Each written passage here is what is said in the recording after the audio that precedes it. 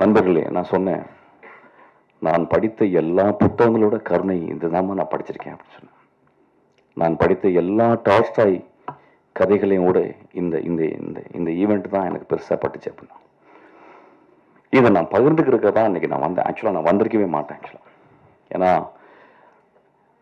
அந்த டாகை பற்றி ஏதோ ஒரு வகையில் நாங்கள் பேசும்போது, என்னோடய அசிஸ்டன்ஸ்லாம் பேசும்போது அதிகமாக நாங்கள் பேசுறது பேரன்பு பற்றியும் கருணைகளை பற்றி தான். அதை தவிர வேறு எதுவுமே பேசுறதில்ல. ஒருவேளை அவனுக்கு வந்து நாய்களை பற்றி சொல்லணும்னு ஆசைப்பட்டிருக்கான். படம் எப்படி இருக்குன்னு எனக்கு தெரியல. நிச்சயமாக அதில் ஒரு பெரும் கருணை இருக்குன்னு நினைக்கிறேன். ஒரு படம் எடுத்து அந்த படம் மக்களால் அங்கீகரிக்கப்பட்டு அது பெரிய ஆர்ட் ஃபார்ம் ஆகுறது ரொம்ப கஷ்டம். இன்னைக்கு கூட நான் பண்ணிக்கிட்டு இருக்கும்போது எனக்கு நியூஸ் கேட்டுச்சு. அதாவது ஒரு திரைப்படத்தை பார்க்க போகும்போது அந்த திரைப்பட நடிகர் அங்கே வந்து அதனால் மக்கள் வேகமாக ஓடி போயிட்டு ஒரு பெண் இறந்துட்டாங்கன்னு சொல்லிட்டு, அது ஒரு பெரிய ஆக்சிடெண்ட். அதுக்கு அந்த கதாநாயகனுக்கும் அவனும் ரொம்ப கஷ்டப்பட்டுவான் அந்த குழந்தை. நடிகர்கள், சினிமாக்காரர்கள் எப்பொழுதுமே நாங்களும் ஒரு நாய்களை போலதான். ஏதோ இந்த கிராமத்தில் வந்து ஏதோ ஒரு ஊருக்கு வந்து மைக்ரேட் ஆகி வந்து இந்த இப்போ கலையில் பண்ணாங்க பார்த்தீங்களா, அது மாதிரி இதை பண்ணி இதை பாருங்க, இப்படி நாங்கள் ஆடி காட்டுறோம், இப்படி பாடி காட்டுறோம், நீங்கள் கொஞ்சம் கைத்தட்டுங்க. இந்த மனிதர்கள் இன்னைக்கு வந்து ஆடினவங்க கொஞ்சோண்டு கைத்தட்டினா போதும், அவங்க வாழ்க்கை போதும். ஆனால் நாங்கள் கொஞ்சம் மாறி எங்களுக்கு கொஞ்சம் காசு கொடுங்க, உங்கள் காசை வச்சு தான் நாங்கள் சாப்பிட்றோம், உங்கள் காசை வச்சு தான் நாங்கள் கார் வாங்குகிறோம், உங்கள் காசை வச்சு தான் எல்லாம் பண்ணுறோம். நான் கொஞ்ச நாளுக்கு முந்தி வந்து ஏதோ ஒரு பெரிய படம், அந்த படம் ஃபெயிலியர் ஆகும்போது நிறைய ரசிகர்கள் வந்து பயங்கரமாக அதை வந்து விமர்சனம் பண்ணி பேசி, அதுக்கு எல்லா உரிமையும் இருக்குது. நான் என்னுடைய அசிஸ்டண்ட்டாக தான் சொல்லுவேன், இந்த படம் நியாயமாக இருக்கும் பட்சத்தில், நன்றாக இருக்கும் பட்சத்தில் இந்த பத்திரிகைக்காரரும் பார்வையாளர்களும் இதை கொண்டு போய் சேர்ப்பாங்க. அந்த படத்தில் நியாயமும் தர்மமும் இருந்தால், ஏன்னா அவங்களுக்கு உரிமை இருக்குது. அதுதான் நான் சொல்ல வந்தேன். என் அசிஸ்டண்ட்டாக வேறு வேலை மேடையில் சொல்லியிருப்பானான்னு தெரியல. ஆக்சுவலாக அதில் ஒரு உண்மை இருந்தால் கூட போதும், தலையில் தூக்கி வச்சு கொண்டாடுவாங்க. ஏதோ ஒரு வகையில் சில அசதி, ஏன்னா இந்த வாழ்க்கை ரொம்ப அசதியாக இருக்குது, நான் பார்க்க தெரியுது. ஏன்னா அவங்களுக்கு வந்து ஓடிடி பிளாட்ஃபார்மில் அவ்வளோ படங்கள் இருக்குது. வாழ்க்கையில் வந்து 1.25 வினாடியில் பார்க்கக்கூடிய இன்ஸ்டாகிராம் இருக்குது, 24 hours பார்க்குறோம். இதெல்லாம் மீறி நம்ம ஒரு நரேட்டிவ் சொல்லும் போது அந்த நரேட்டிவ் ரொம்ப பவர்ஃபுல்லாக இருக்கணும்னு அவங்க ஆசைப்படுறாங்க, அவங்க கேட்குறாங்க. நம்மளும் படித்து வளர்கிறோம், அவங்க 200 மடங்கு அவங்களும் பார்த்து படித்து வளர்கிறாங்க. ஸோ ஒரு படம் அவங்களுக்கு நல்லா இல்லாம்போது ரொம்ப கோபம் வந்துடுது, வெகுண்டு வந்துடுது. அவங்க நல்லா ஒரு கேமரா கொண்டு போய் காட்டிடுறோம், அதில் அந்த மனிதர்கள் வந்து தவறாக சில வார்த்தைகள் பேசுகிறாங்க. அது பெரும் மனசு வருத்தத்தை. நடிகர்களை நீங்கள் கொஞ்சம் கருணையோடு பார்த்துக்கணும். இந்த சொல்கிறதுக்கு நான் அச்சப்படலை. நான் கங்குவா படம் நான் பார்க்கல, இருந்தாலும் அந்த படத்தை பற்றி விமர்சனங்கள்லாம் வந்துச்சு.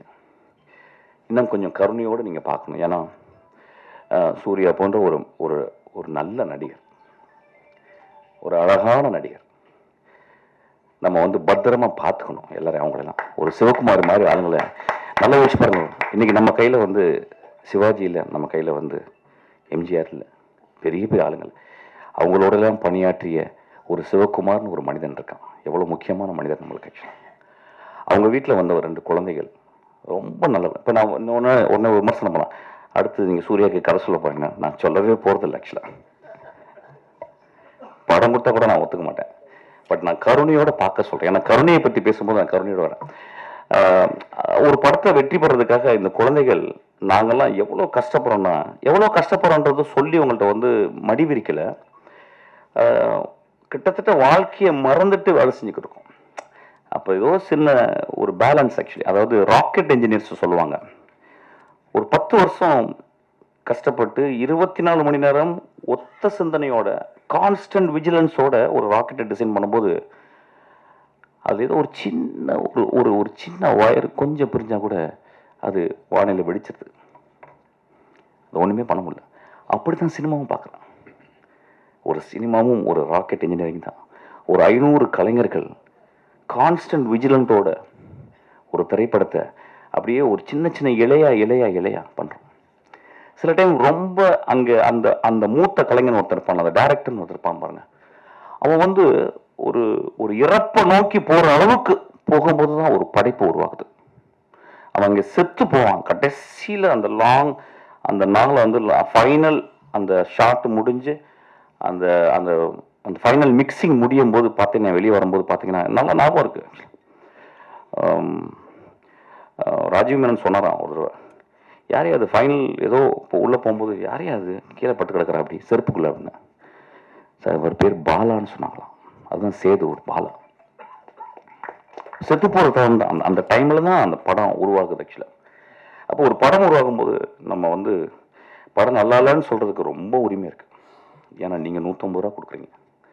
அப்புறம் ஒவ்வொரு பத்திரிகையாளரும் எல்லாம் சினிமா தெரிஞ்சவங்க. நான் நான் சொன்ன சித்திரம்பேசி பார்த்து நான் கதை சொன்னேன், ஏவிஎம்மில் சொன்னேன். அது நல்லா இருக்குன்னு சொன்னவர் அங்கே உட்காந்துருக்கார், வெள்ளை வெள்ளை சட்டை போட்டவர், துளசி பெருமாள். அவர் நல்லா இல்லைன்னு சொல்லியிருந்தா நான் நல்லா இருந்திருக்க மாட்டேன். ஸோ அவங்க தான் பத்திரிக்கைங்க.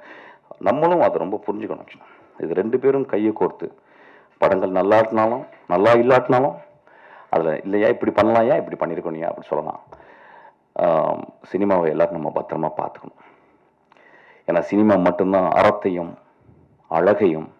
இப்போ நீங்கள் பார்த்தீங்கன்னா என்ன ஒரு பெர்ஃபார்மன்ஸ், வாட். எனக்கு வந்து இன்றைக்கி நைட் ஃபுல்லாக பேசிகிட்டே இருக்கலாம் போல இருந்துச்சு. இந்த படம் இந்த மனிதர்களுக்காகவும் அந்த நடிகர்களுக்காகவும் ஓடணும்னு நான் வந்து கேட்டுக்கிறேன். நான் வரும்போது ரொம்ப டயர்டாக வந்தேன். ஆனால் ஒரு 200 நாளுக்கு வந்து நான் சக்தியோடு இயங்கக்கூடிய அளவுக்கு இந்த மனிதர்கள் வந்து இன்றைக்கி ஒரு எக்ஸ்ட்ரானரியான ஒரு பெர்ஃபார்மன்ஸ் பார்த்தேன். இந்த பெர்ஃபார்மன்ஸை யார் டிசைன் பண்ணான்னு தெரியல. மேபி என்னுடைய டைரக்டர் டிசைன் பண்ணான்னு தெரியல. ஏன்னா ஹூ அவர் டிசைன்ட் இந்த மாதிரி ஒரு பெர்ஃபார்மன்ஸ் பண்ணவங்க வந்து ரொம்ப ஒரு அறிவான, ரொம்ப மனதுக்கு ரொம்ப ரொம்ப எளிமையான மனிதர்கள் தான் இந்த மாதிரி சொல்ல முடியும். I'm so moved by them. I'm so thankful to them. இந்த படம் ஓடணும்னு நான் மனிதர்களை கேட்டுக்கிறேன். இந்த படம் நியாயமாக இருந்தால் ஓடுன்ற சக்தி, பயப்படாத. இல்லைன்னா அடுத்த படம் பண்ணுவோம், அதையும் ஒழுக்கமாக பண்ணுவோம். அதான் ரொம்ப முக்கியம். Thank you so much. இந்த படத்தில் ஏதோ ஒரு உண்மை இருக்குது, இந்த படத்தில் ஏதோ ஒரு கருணை இருக்குது, இந்த படத்தில் ஏதோ அறம் இருக்குது. Thank you so much.